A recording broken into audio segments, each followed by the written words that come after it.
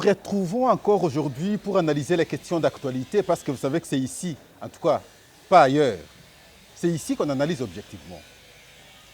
Question de cliquer. Cliquez, faites cliquer.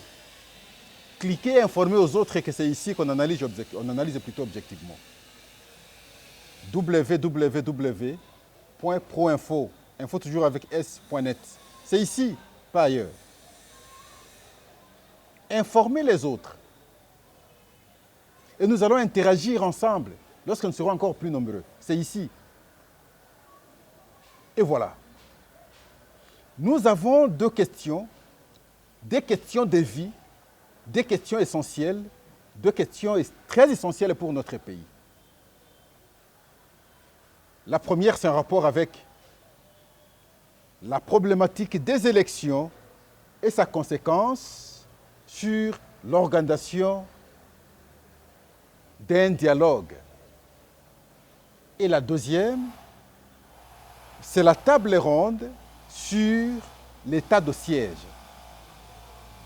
En rapport avec la première question, vous savez, hier, sinon le numéro précédent, nous vous avions parlé des élections parce qu'à ce stade, au niveau de la députation nationale, on a tout déposé, les candidatures. La CENI a déjà apprécié. Ce qui reste maintenant, c'est le travail de la Cour constitutionnelle. Et pour la députation provinciale, les candidatures sont en train d'être déposées. Mais nous avons dégagé un constat. Le constat est qu'il y a deux regroupements qui sont absents. Il y a le FCC et la MOUCA. Le FCC remplacé par Joseph Kabila, la MOUCA représentée plutôt par le président Martin Fayulu. D'abord pour le cas de la MOUCA, avec Martin Fayulu. Le prétexte a été avancé tel que le fichier électoral n'est pas audité. Or, la CENI a dit qu'on a déjà audité le fichier électoral. Non, parce qu'avec cet audit, nous n'avons pas confiance. Il faudrait que nous, on envoie nos experts pour auditer le fichier électoral. Et c'est là que nous, moi Pascal, je dis, on est en train maintenant de ôter la dimension indépendance de la CENI. Et à ce moment-là, nous créons nous-mêmes des problèmes quant au fonctionnement bien de la CENI. À la députation provinciale, parce qu'ils n'ont pas déposé au niveau national, on est en train de voir, visiblement, ils ne sont pas prêts pour pouvoir déposer les candidatures aussi. Mais pour la présidentielle, Martin Fayulu dit, il ne va pas décevoir à la population, il va déposer. C'est là que moi je dis. Mais comment vouloir simplement déposer pour la présidentielle, et alors qu'au niveau de la députation nationale, au niveau de la députation provinciale, vous n'aviez pas pensé avoir des candidats? Une fois, par exemple, que vous soyez élu, vous allez vous retrouver à l'Assemblée nationale, même pas un député. Et pourtant, j'ai prodigué conseil qui serait mieux, pendant que vous faites vos revendications, vous déposez d'abord les candidatures et vous continuez avec vos revendications. Parce que ça peut arriver un jour que vous vous entendez avec la CENI et alors qu'en amont, vous n'aviez pas déposé les candidatures et ce sera trop tard. Ça, c'est pour le cas Lamouka. Le cas FCC, ils ont commencé par boycotter depuis très longtemps. Et l'enrôlement, ils n'ont pas pris. Le dépôt des candidatures, la conséquence est réelle et normale. Et voilà aujourd'hui, c'est Olengankoy qui sort. Qui est Olengankoy? C'est le président de FONUS et il est en même temps le président du Conseil national de suivi de l'accord, CENSA en sigle. Et je dois vous rappeler ici que lui aussi, parce qu'il a déposé des candidatures, son regroupement, son parti politique n'ont pas atteint le seuil. Et donc, c'est difficile d'aller aux élections. Et voilà pourquoi il s'agite et on agite les autres à pouvoir trouver un cadre d'échange qu'on veut appeler ici dialogue. Et on vous dit, comme on a toujours dit, dialogue autour simplement de la CENI. Ah, ça c'est faux pour les politiques. Ils vont déborder et l'objectif ultime, la finalité, c'est le partage du pouvoir. Nous le savons. Est-ce que c'est important à ce jour, à partir du moment où on a déposé des candidatures au niveau de la députation nationale, au niveau de la députation provinciale, on est en train de déposer, et on s'achemine vers la fin de l'année pour l'organisation des élections, cette fois-là pour respecter la Constitution. Parce que la Constitution, dans sa disposition 220, un article intangible de la Constitution, on a défini les mandats. Le mandat est de 5 ans, une fois renouvelable. Mais alors, à ce stade, nous ramener dans le dialogue pour résoudre quel problème finalement? Et pourtant, même si on va au dialogue aujourd'hui avec le FCC, qui n'a pas pris l'enrôlement, on aura résolu quel problème? Donc réouvrir maintenant l'enrôlement, réouvrir les bureaux pour le dépôt des candidatures à la députation nationale, mais ça ne passe pas. Les objectifs ne sont pas les mêmes. Je crois, à mon point de vue, c'est question de s'assumer et observer les choses évoluer. Mauvaise erreur, mauvaise politique est faite. Aujourd'hui, ils commencent à se rendre compte qu'ils ont mal fait. Je vois comment on s'acharnait contre Inagozi. Mais le cas de Sensa, il a été institué en 2016 lors du dialogue de la Saint-Sylvestre. Parce que le camp Kabila n'étant pas à mesure d'organiser des élections en 2016, il a fallu qu'on trouve un autre cadre qui permettrait qu'on dépasse le délai constitutionnel pour qu'on fasse l'exception jusqu'à l'organisation des élections. C'est pendant ce temps qu'on va créer le CNSA. Et ça se dit clairement, Conseil national pour le suivi de l'accord. Est-ce que l'accord de Saint-Sylvestre sert à quelque chose aujourd'hui? À partir du moment où, entre-temps, nous avons organisé les élections. Et nous sommes ici dans la logique de respecter les étapes de délai telles que veut la Constitution. Est-ce que le CNSA a encore un sens d'exister? On peut forcer les arguments, comme pour dire les problèmes sont toujours là, les conflits sont toujours là, mais les conflits n'ont plus la même nature. La nature, à son temps, était de comment fédérer les efforts pour qu'on ait les élections. Aujourd'hui, ce n'est pas la même chose. C'est le pouvoir, par contre, qui vous dit nous devons organiser les élections parce que nous devons respecter la Constitution. Le prétexte, c'est que les autres avançaient hier. Non, le gouvernement n'est pas prêt pour aller aux élections, ne veut pas financer la CENI. Aujourd'hui, le gouvernement prouve le contraire, finance la CENI. La CENI ne se plaint plus. Ce qui est prioritaire à ce jour, c'est organiser les élections, aller participer aux élections. Et nous attendons plutôt, dans quelques jours, selon les étapes du calendrier, le dépôt des candidats au niveau présidentiel. Mais on ne peut plus nous ramener, nous, à ce jour, sur la réflexion du dialogue. Nous évoquons cette question parce que Olengankoya a commencé à prendre des contacts avec les cadres politiques, avec les responsables des partis politiques, avec les responsables des regroupements politiques. Pour qu'au finish, on ait le dialogue. Avoir le dialogue, vouloir le dialogue, visiblement, de mon point de vue, c'est vouloir le dépassement de l'organisation des élections à la fin de cette année. Parce que ça va retarder le travail de la CENI et ça va créer un retard dans le respect des étapes du calendrier. Et je ne vois pas les politiques, nos politiques, qui visiblement n'ont pas assez de morale, aller dans un échange tel que celui-là sans qu'ils aient pensé au partage du pouvoir. Je ne crois pas trop. Et voilà pourquoi nous nous disons, ça ne sert à rien ça. Nous devons plutôt avancer. Les autres, ceux qui ont refusé, et d'aller à l'enrôlement d'abord, et finalement d'autres qui ont refusé de déposer les candidatures au niveau de la députation nationale, ils l'ont fait de manière délibérée. Et c'est là que moi, Pascal, je cherche à définir le concept d'inclusivité. Lorsqu'on parle de l'inclusivité, on veut dire quoi en toute réalité? La participation de tous obligatoirement? Je ne pense pas. Je crois qu'il s'agit de la participation de tous relativement. On n'a pas imposé quelqu'un. On n'a pas refusé quelqu'un de pouvoir participer aux élections. Mais de manière délibérée, les gens refusent. Mais à ce moment-là, qu'est-ce qu'on fait? Alors, Olengankoyi ne peut pas, s'il vous plaît, nous vous prions, ne vous engagez pas sur ce chemin. Les Congolais ne sauront pas vous supporter. Les Congolais ne vont pas vous pardonner. Ne donnez pas l'impression comme si nous étions dans une période où la tension est tellement vive qu'il faut chercher comment calmer. Il n'y a pas de tension. Les Congolais veulent aujourd'hui participer aux élections, avoir de nouveaux élus. à voir les meilleurs d'entre nous être proclamés. Voilà le souci des Congolais à ce jour, à ce mois où on attend, où on continue à déposer les candidatures au niveau de la députation provinciale. Le deuxième point, sinon la deuxième question, c'est en rapport avec la table ronde initiée par le chef de l'État sur l'évaluation de l'état de siège. L'état de siège qui a été décrété par lui des ans durant dans 2 provinces, l'Ituri et le Nord Kivu, avec objectif d'éradiquer les groupes armés, avec objectif de ramener la paix, avec objectif de sécuriser nos frontières. Est-ce que cet état de siège a réussi totalement? Nous disons non. Est-ce que cet état de siège a échoué totalement? Nous disons non plus, non aussi. Et donc, il y a eu des avancées, il y a eu des ratés. Et maintenant, il faut une évaluation.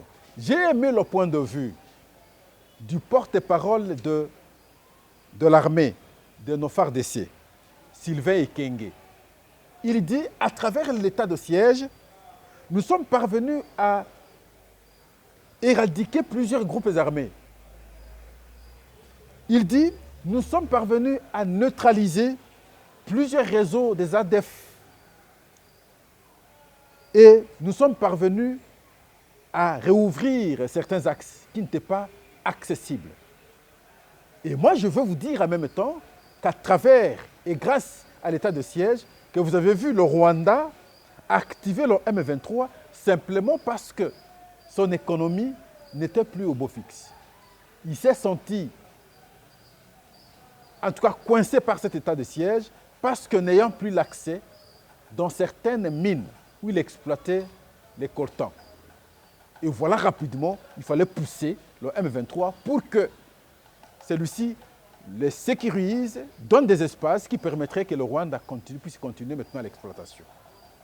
Ça, c'est aussi un point positif de l'état de siège. Alors maintenant, moi, je vais plus loin.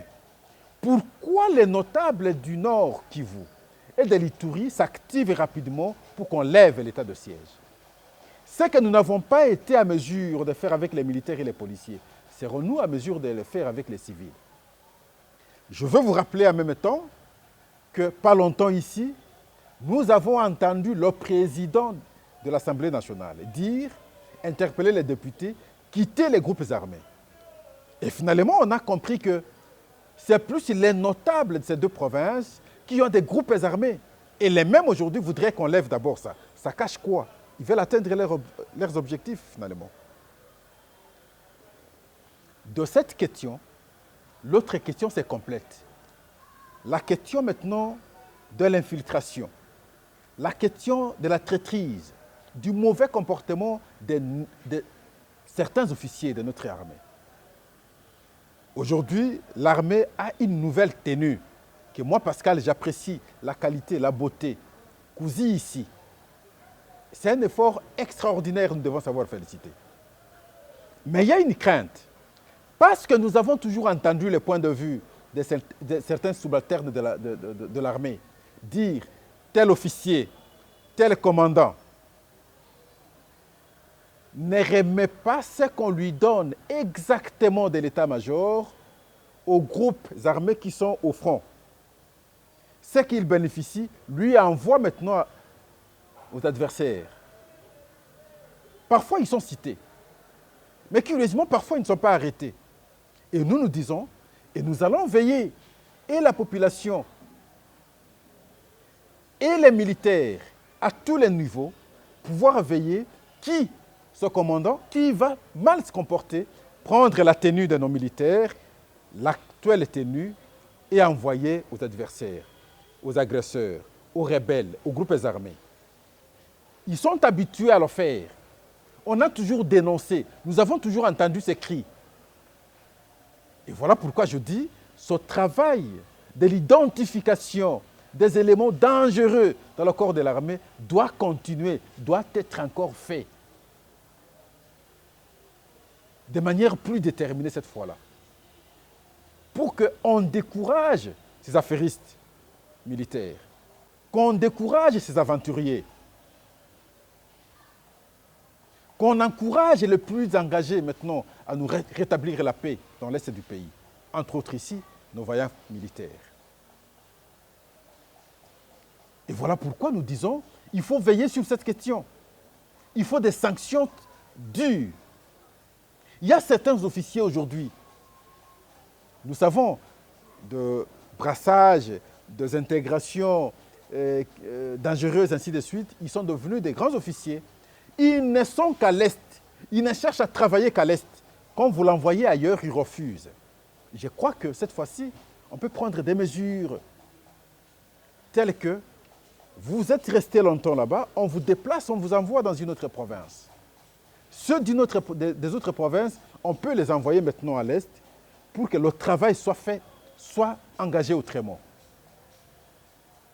Le défi pour le pays à ce jour, c'est comment mettre fin à cette agression du 1-23. Nous voyons l'engagement avec le ministre de la Défense. C'est visible. De réformes au niveau militaire, nous ne saurons pas les dire autant, mais sinon la détermination des citoyens congolais à ce jour, c'est voir cette humiliation rwandaise sur le Congo prendre fin. Et je parie que ça prendra fin. Et cela ne peut prendre fin que lorsqu'on sait, lorsqu'on parvient à identifier ces éléments dangereux qui ne permettent pas que les éléments au front, les militaires au front, n'aient pas à manger, qui n'aient pas de munitions, qui n'aient pas de tenues, qui ne soient pas moralement forts. Ce qu'on avait déploré hier, il faudrait que cela s'arrête. Et lorsque vous constatez un tel commandant, il faut le dénoncer. Et voilà, nous nous disons merci parce que nous devons nous arrêter là, mais tout en vous rappelant que nos deux échanges ont tourné autour des échanges en termes de discussion entre les acteurs politiques. Le premier, c'est le fameux dialogue qu'on semble vouloir évoquer aujourd'hui, que visiblement la majorité des Congolais ne comprend pas plutôt. Et nous autres, nous ne voulons pas. Et ils pensent que parce que le FCC est absent, parce que la MOUCA est absent, donc il faut tout faire pour que ceux-là participent. Mais ils vont participer de quelle manière? De notre point de vue, de mon point de vue, c'est qu'il faut réouvrir maintenant l'enrôlement, parce que le FCC a refusé l'enrôlement. Il faut maintenant rouvrir les bureaux de dépôt des candidatures, parce que la MOUCA a refusé de déposer les candidatures au niveau de la députation nationale et provinciale, visiblement. Deuxième point, c'est l'évaluation de l'état de siège à travers la table ronde initiée par le chef de l'État. Là, nous avons interpellé plus les officiers militaires à pouvoir être plus citoyens, travailler pour la nation, hâte à toute trahison, hâte à toute traîtrise. Et voilà pourquoi nous avons dit, lorsqu'on constate de tels actes, de mauvais fruits, dans l'ensemble, il faut faire des dénonciations qui feraient que des mesures soient prises contre de tels citoyens dans le corps de notre armée. Nous vous disons merci, tout en vous rappelant que c'est toujours bon que vous, qui êtes déjà, en tout cas, connectés avec nous à travers ce lien, vous puissiez, vous aussi à votre tour, sensibiliser les autres, informer les autres. Et nous allons rester ensemble, nous allons interagir, vos points de vue, nous allons les intégrer dans nos analyses avec un seul objectif, aider notre pays. Parce que vous savez, à travers l'Internet aujourd'hui, tout se dit, tout se raconte. Je parle, ces derniers temps, du journalisme improvisé. Du journalisme improvisé. Il suffit qu'il ait son téléphone et il vous informe. Il vous informe quoi? Nul. C'est les attaques sur les gens, c'est les injures, et c'est la vulgarisation plutôt de l'indécence. C'est ça. Et nous ne sommes pas de ce genre. Nous sommes dans l'objectivité, dans les analyses essentielles des faits importants pour l'intérêt de notre pays. Et pour ça, ensemble, si nous échangeons les idées, si nous partageons les avis, nous pensons que nous serons plus nombreux Et cette fois-là, nous pouvons créer un bon équilibre contre les antivaleurs qui sont souvent divulguées, sinon propagées à travers plusieurs réseaux. Merci et à la prochaine.